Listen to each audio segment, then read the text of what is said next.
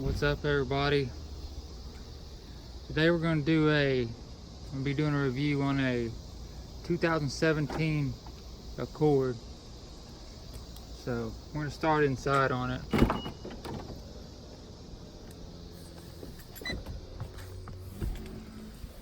So some of the first stuff you see on the inside is obviously the screen. It comes with a pretty good size, decent size 7 or so inch screen. Like I said, everything is either you can use the screen to make your stereo, air conditioning, all that type of stuff work, or you have buttons, of course, down below. From there to the left of it, you see the engine start stop button, which on these cars they do not have a key. They only have a key fob that looks something like this. And I shouldn't say they don't have a key, because they do have a key. There is a key inside of this that comes out, but it is not an ignition key. It is only a door key in case you, I guess, say your battery dies and it's not opening for you. Therefore, you can get into your car to retrieve whatever you need, and also drive it.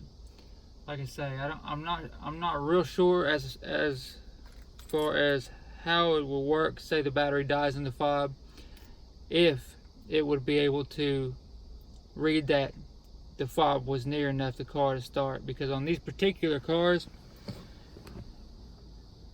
once you're within 3 to 5 feet of the car recognizes that you are not in the car anymore if the key fob is on you still. Therefore, it'll start beeping. You'll also see across the dash, it'll flash no key, no key. The reason that I know this is because I've seen people start their car, run back inside for some reason, leave their keys sitting down, come back, get in their car, drive off. It will be beeping if you're paying attention. It will be beeping and it will be saying no key right here in your dash. But you can drive the car as far as you need to drive the car. Just don't shut the car off.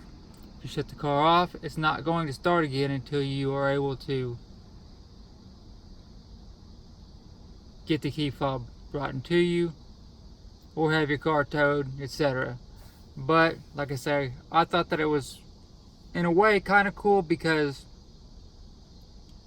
you could get to the store and get back if you needed to without having to turn around or run right back and get your key. But at the same time, it's not cool in a sense that if you do so in today's world, you jump out of your car, run inside the store, you come back, your car may not be there.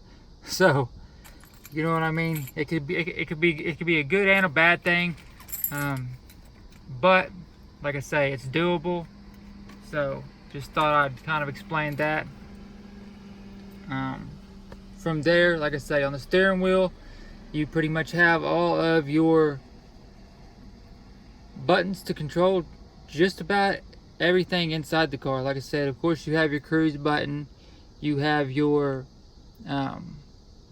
this is your cruise on button. This is your accelerate up button, accelerate down button, and of course your cancel button when you want to turn cruise control off.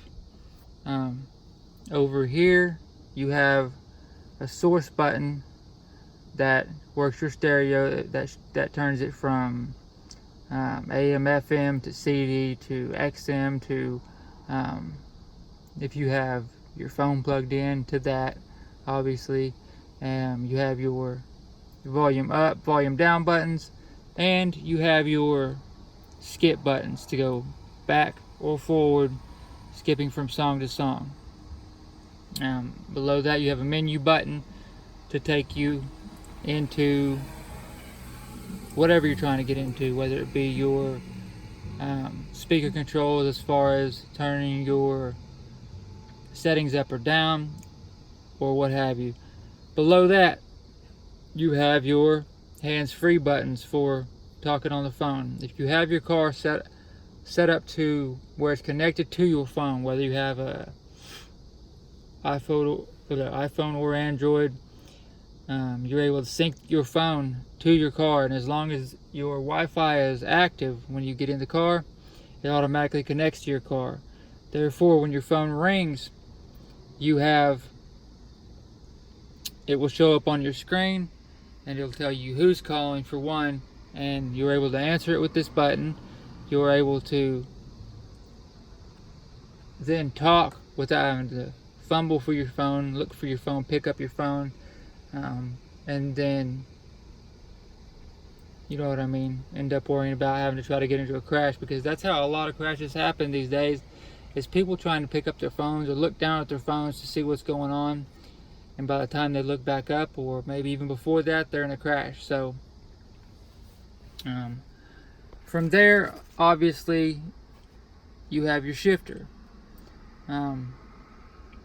These Honda Accords, I believe all Accords, correct me if I'm wrong, but I believe all Accords, 2-door or 4-door, are automatics. So you have your automatic shifter. Here you have your heated seat buttons, high heat, low heat. You just click them up and down like that, simple as that. One for each seat. Here you have your handbrake, your parking brake, if you will. Obviously, your cup holders. Here you have armrest / cubby, compartment, whatever you want to call it, storage department.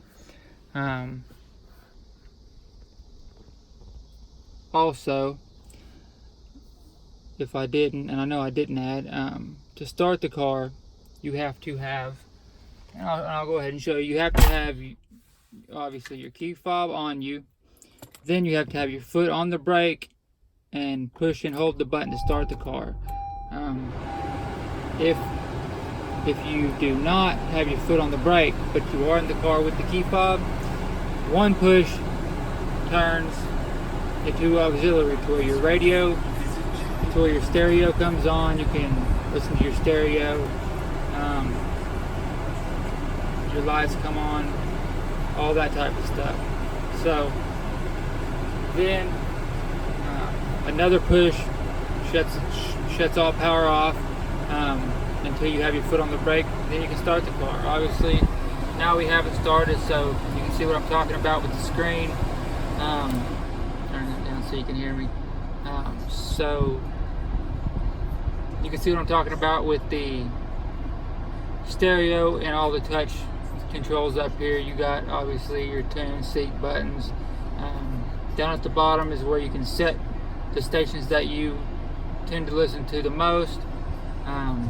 Over here on the side, volume, menu, home, you know, all your kind of normal buttons you need.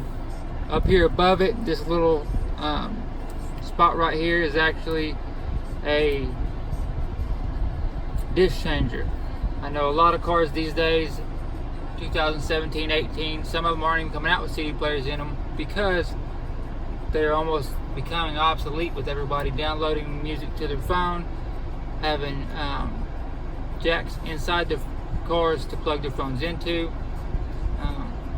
Also, you have a second screen up here, higher up on your dash, that tells you current drive time, current drive distance. It also shows you the range that you have, and that tells you approximately how many more miles you have, depending on how you're driving it, how many more miles you have before you have to get gas, before you will be out of gas. You have, obviously, it's telling you what direction you're going, telling you which station you're on, and also when you,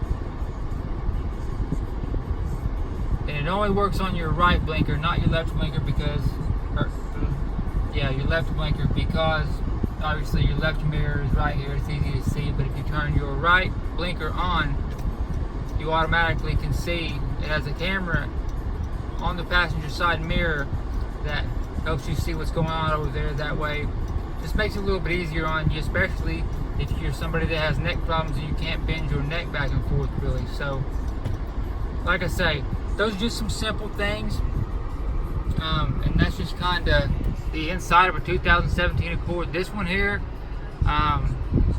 is pretty much the loaded one. Obviously, it has all the bells and whistles, if you will.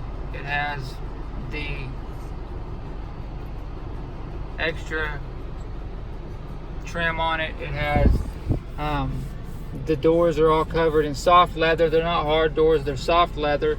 Obviously here you have your window up down buttons for your 4 doors. This is a 4-door car. You have your mirror lock button, which you push once you have your mirrors, your outside mirrors set to where you want it. You push that button and it locks it. That way if you end up bumping the button or moving the button, it won't move. Beside that, you have your lock and unlock button, which is also another thing you have to, say you're picking up a passenger.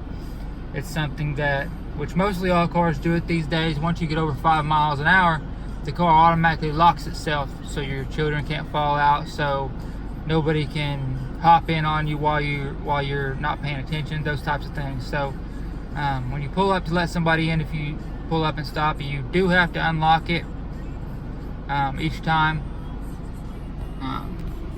Going on from there, here's your gauges. Like I say, kind of standard gauges for how things are these days. Obviously, speedometer in the middle. You have your temperature gauge for your motor. You have your gas gauge. Most of the lights are over here. This is the light telling you that your lights are on. Obviously, that's you need to get gas light. Up here is a light showing that I'm not wearing my seat belt because I'm sitting still. And yeah, other than that, there's a button right here in the middle that you push that you can scan through different cycles, showing you, this one's obviously showing you how many miles I went this last trip. It's showing average mile per gallon throughout that trip, showing what gear I'm in, and it's also showing the temperature outside, and it's showing 102 degrees right now. Granted, it's 8 o'clock and it is, the sun's going down, it's still that hot, so that says everything right there. Other than that, what else was I going to show in here? You have a cubby hole right here, if you want to call it that, whatever you want to call it that. Storage compartment, pops up and down. You can put stuff inside there, close it down so that nobody can see it from outside the vehicle. You also have another open area down here, charging port.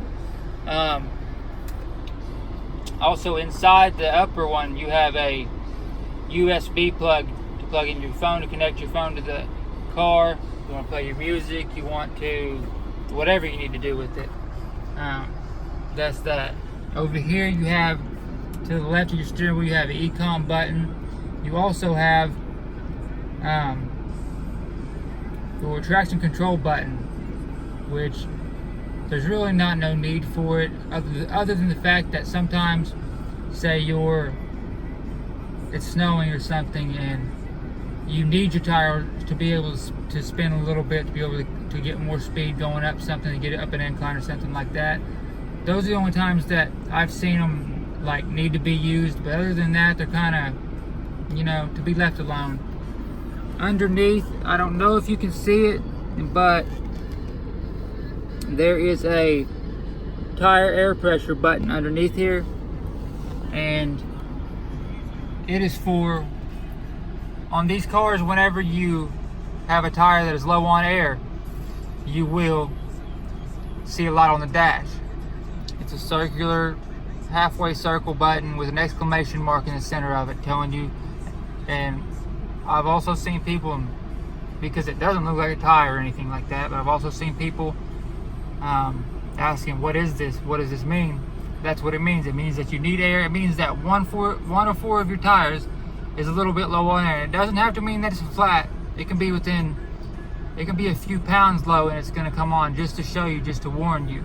So once you check the air in your tires, and once you put air back in your tire, or you get your tire fixed, say it has a leak, etc., then get back in your car, turn your car on, and just hold that button down, and you'll hold it for a few seconds and the light will go off. So simple as that. That's where it is. If you haven't been able to find it, that's where you'll find it. So I'm gonna go ahead and shut the car off. And down here to the left,